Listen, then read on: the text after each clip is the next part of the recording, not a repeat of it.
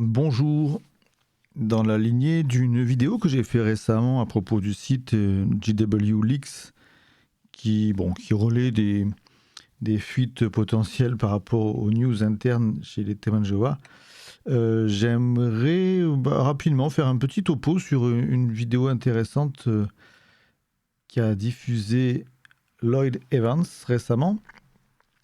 Alors si vous ne le connaissez pas, il est relativement connu dans le petit monde de tout ce qui touche au témoin de Jéhovah sur Internet, mais comme c'est anglophone, ça ne concerne pas forcément tout le monde.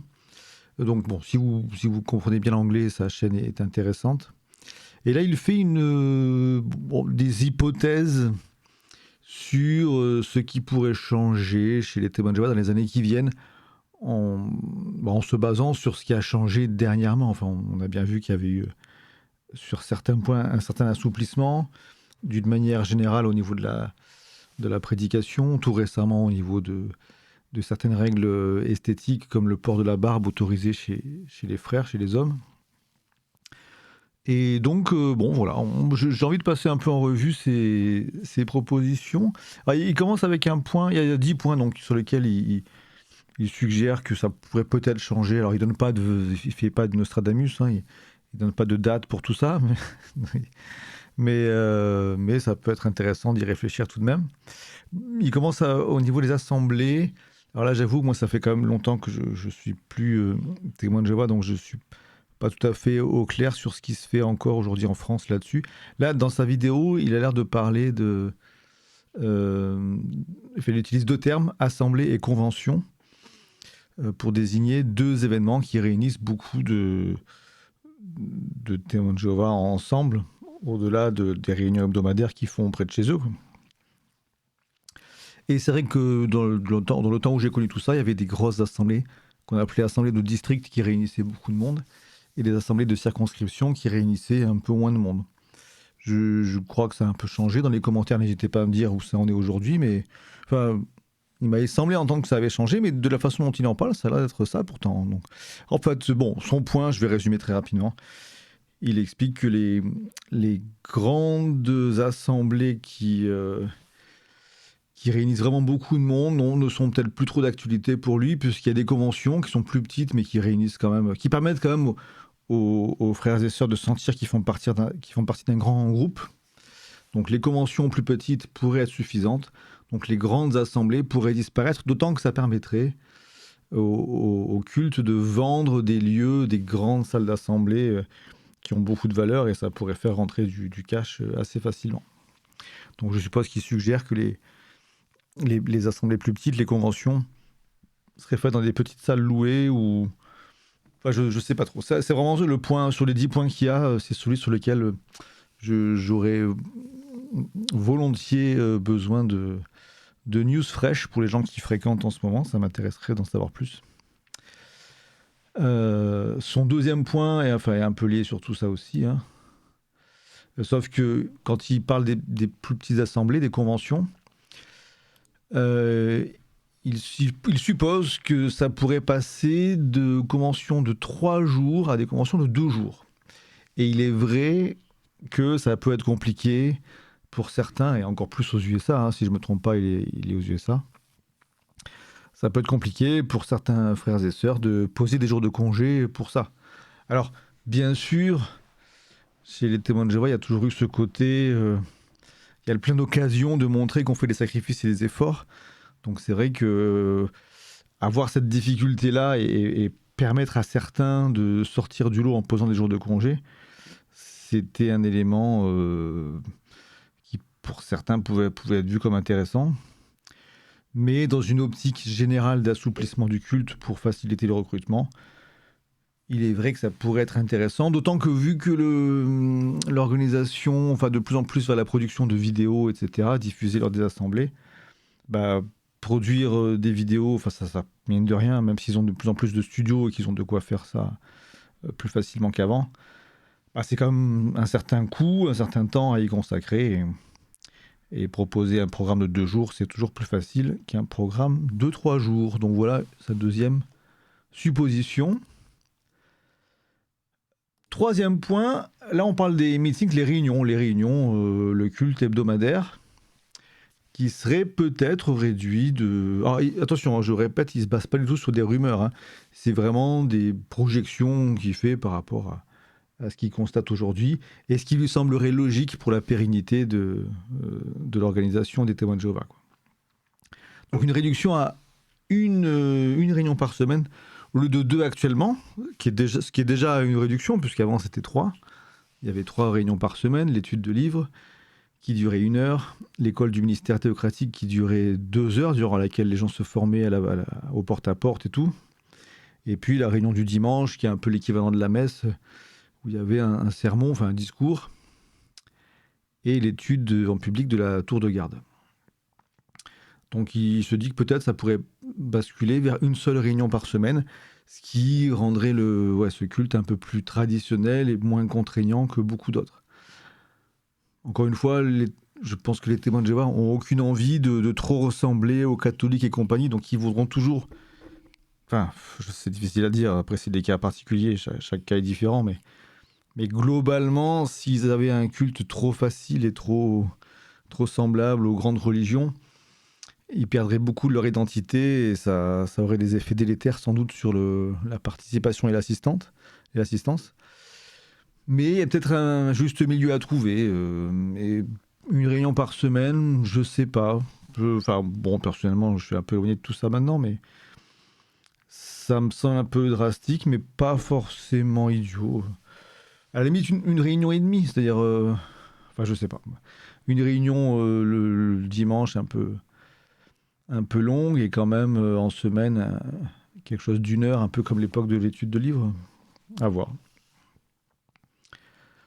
En 4e point, il propose, dans la lignée un peu de ce qui a été fait pour les barbes récemment, la possibilité pour les sœurs de porter des pantalons, puisque pour l'instant, les sœurs sont censées porter des jupes, des robes, enfin des vêtements jugés traditionnellement féminins.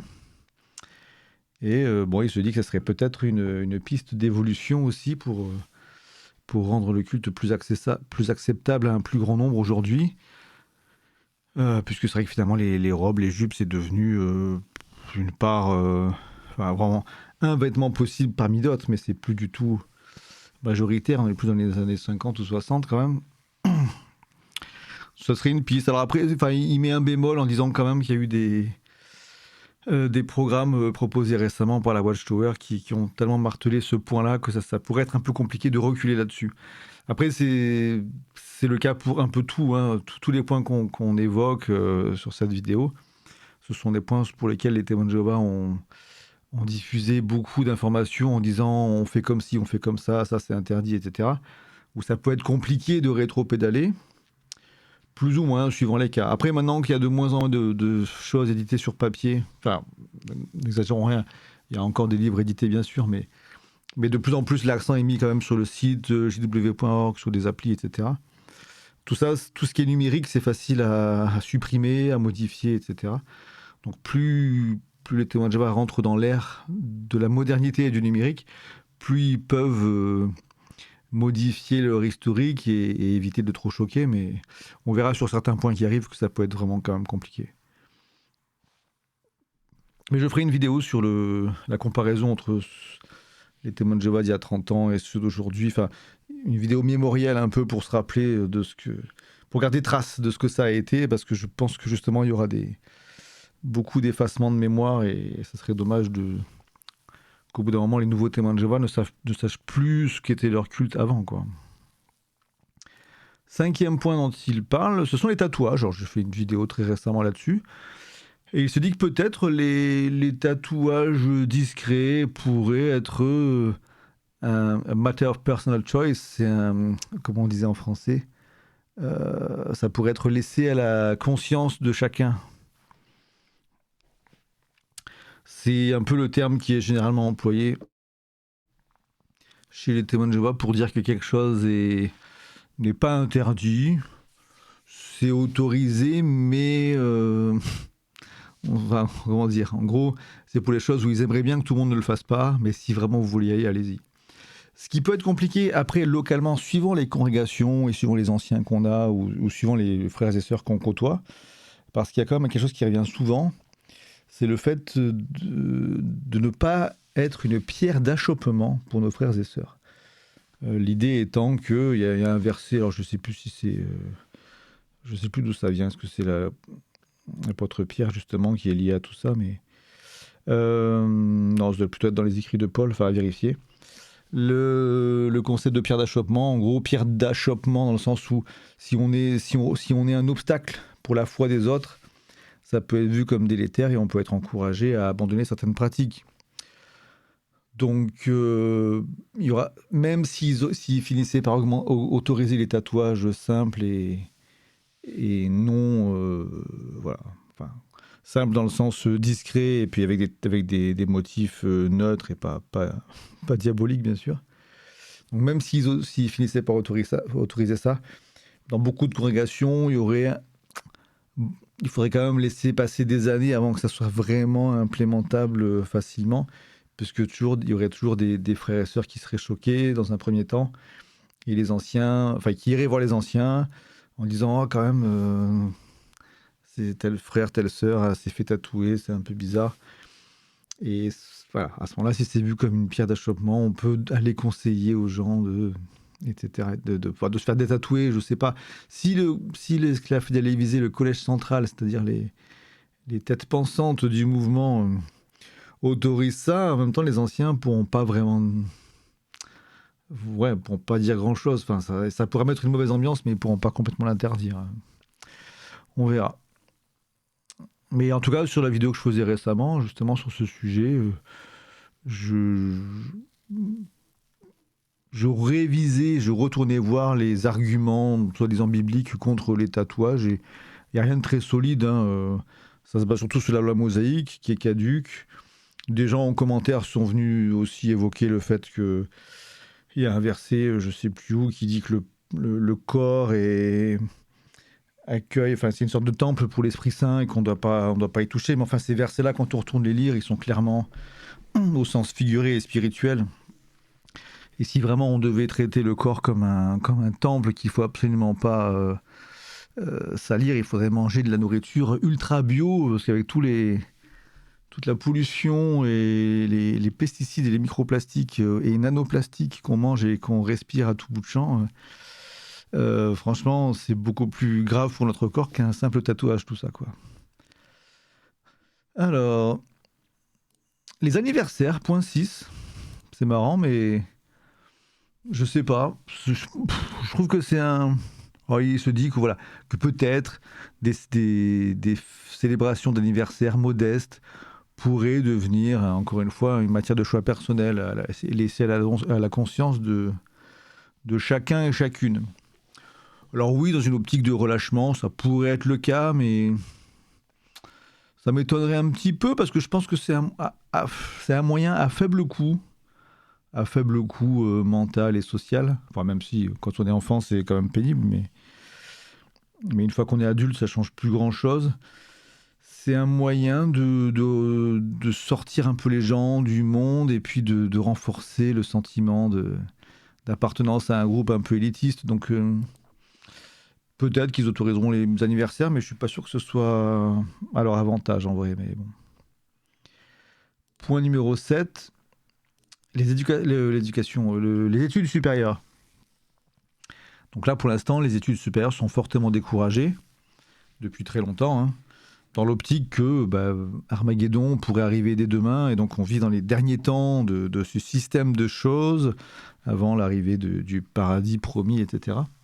Donc toute poursuite d'études universitaires est vue comme non seulement un manque de foi par rapport à cette arrivée proche d'Armageddon, et aussi comme une perte de temps, enfin c'est très lié, mais aussi comme une perte de temps, puisqu'on devrait consacrer plutôt nos efforts à prêcher la bonne parole et à faire du porte-à-porte ou à faire le poirier à côté d'un chariot.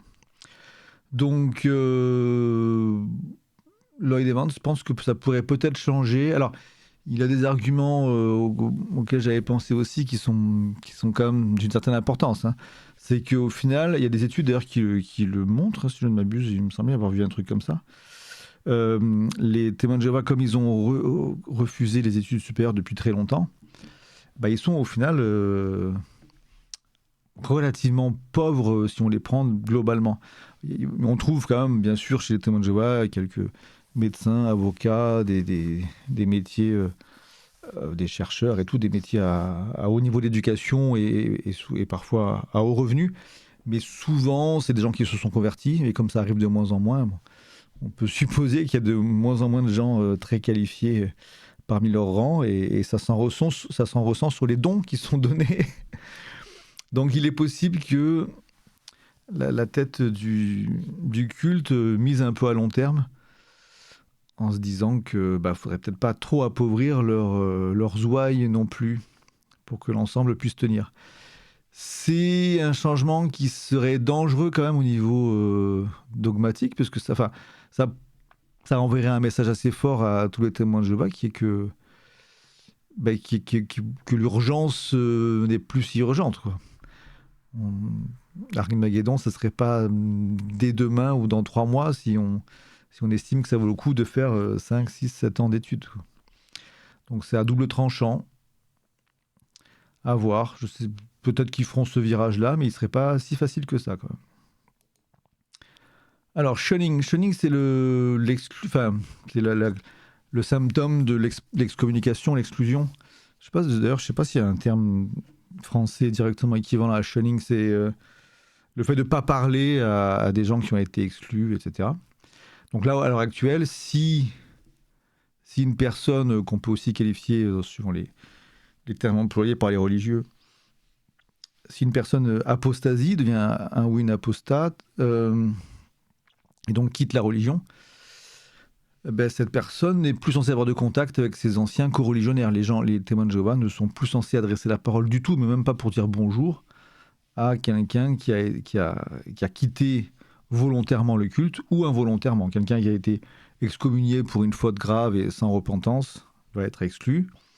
Et quelqu'un qui fait une lettre pour se désassocier des témoins de Jéhovah, ça sera la même chose. Au final, ça sera quand même une personne excommuniée à qui on ne pourra plus parler. Et ça s'applique même aux membres de la famille très proches. Enfin, les parents et enfants, frères et sœurs ne sont plus censés se parler dans ce genre de cas. Et ça a été même martelé pas mal sur des vidéos, des programmes vidéo qui ont été créés par les témoins de Jéhovah récemment. Et Lloyd Evans rappelle ça, rappelle le fait que ces vidéos-là ont été faites il n'y a pas si longtemps, il y a moins de 3 ans, je ne sais plus. Et c'est là où il se dit que peut-être ça a des programmes qui pourraient être effacés pour assouplir un peu tout ça, puisque c'est quelque chose qu'il aurait souvent reproché aussi au niveau légal. Enfin, c'est un risque un peu juridique de pousser à la haine des familles de cette façon-là. Il y a vraiment des parents qui considèrent que leurs enfants sont comme morts pour eux parce qu'ils ont été excommuniés. Donc c'est vrai que voilà, à long terme, ce serait sans doute plus sage, juridiquement parlant, d'annuler ce truc-là. Bon, c'est pas, encore une fois, tout ce qu'on voit là, la plupart, c'est des choses où c'est pas simple de reculer, mais s'ils y vont par petites touches, ça pourrait peut-être se faire. Point suivant, les transfusions sanguines. Alors là, on parlait de points compliqués. Celui-ci, il est extrêmement, puisque... Alors, ils sont bien connus, les témoins de Jéhovah, pour refuser les transfusions sanguines, sur la base du verset dans le Nouveau Testament qui dit « Abstenez-vous du sang », bon, qui parlait plutôt de sang alimentaire, puisqu'à l'époque, il n'y avait pas de transfusion sanguine, de toute façon. Mais bon, admettons, ils le prennent aussi dans ce sens-là. Donc, ils sont connus pour ça, et ça a provoqué des morts, évidemment. Donc, s'ils reculaient là-dessus... ça pourrait donner lieu à des procès, puisque des gens diraient, puis parfois ce serait des cas potentiellement récents, des gens pourraient dire, comment ça là, depuis hier, vous autorisez les transfusions sanguines, mais il y a 2 mois, j'ai perdu un membre de ma famille parce que vous lui disiez qu'il fallait refuser. C'est peut-être le point le plus difficile à annuler. Donc, encore une fois, même lui le dit, que ça peut être compliqué ce point-là. Dans les points qu'on a vus, les points 1, 2, 3, peut-être le 5, disons qu'il y a un tiers des points qui seraient potentiellement faciles à implémenter. Le reste, ça serait plus compliqué, mais ça serait vaguement faisable. Les transfusions sanguines, personnellement, j'ai du mal à l'imaginer. Oui, il faudrait vraiment qu'ils aillent petit à petit. Parce qu'ils ont déjà fait volte-face sur des, y compris sur la transfusion, mais aussi sur les vaccins. Si on prend l'histoire des témoins de Jéhovah depuis le début, il y a eu des moments où certaines parties du sang étaient autorisées, enfin, le plasma, ou je sais pas, des trucs comme ça. Le vaccin, à une époque, c'était interdit, puis maintenant, c'est plutôt encouragé. Donc, il y a eu des revirements, et pas forcément, ils aiment bien dire que la lumière va croissant, mais c'est pas toujours aller dans un seul sens. Parfois, il y a eu des allers-retours, ce qui montre que la lumière, c'est plus un clignotant qu'autre chose, mais pour les transfusions, ça restera très très compliqué. Et alors, dernier point, 1914 par rapport au dernier jour, c'est un point complexe, intéressant, parce que à la fois c'est une des bases de tout leur dogme.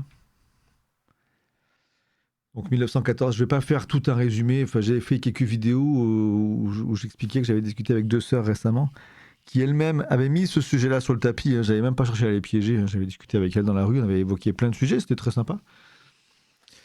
Mais elles-mêmes avaient mis 1914 sur le tapis, et je leur ai demandé de me l'expliquer, et elles étaient bien embarrassées, quoi. C'est un tel mini-mélo qu'elles se sont emmêlées toutes seules, et je leur ai donné une porte de sortie en acceptant de parler d'autre chose, et comme le dit Lloyd Evans, finalement, les témoins de Jéhovah eux-mêmes, les gens pas les dirigeants, mais les témoins de Jéhovah du quotidien, entre guillemets, sont peut-être pas si attachés à cette date-là. Enfin, elle a été beaucoup martelée, donc oui, ça a une certaine importance. Mais si un jour, les dirigeants disaient, encore une fois, ils le feraient en petites touches, en plusieurs fois sans doute, mais s'ils mettaient en place une mécanique sur quelques années pour faire sauter ça et aller, alors ils proposent des points de départ de prophétiques moins spécifiques, quoi, pas sur des dates très précises. Ma foi, ça serait potentiellement facilement accepté, avec même un soulagement. Beaucoup de témoins de Jéhovah se diraient, bon, ok, tant mieux, ce sera plus simple à expliquer que ces prophéties compliquées basées sur Daniel, compliquées et puis très bancales. Enfin, c'est n'importe quoi. C'est vraiment très très arbitraire les calculs qui sont faits. Et en plus, c'est basé sur une date fausse historiquement, sur une mauvaise date de la destruction de Jérusalem. Donc, c'est vraiment quelque chose qui mérite pour le coup d'être détruit et qui peut l'être en fait assez facilement. Même si c'est beaucoup verbalisé comme étant un point central du dogme des TJ, dans leur cœur, ça ne l'est pas tant que ça, je pense. Le fait qu'en 1914, Jésus aurait été intronisé, machin, enfin, bon, ils y pensent de temps en temps en se rasant, mais c'est pas...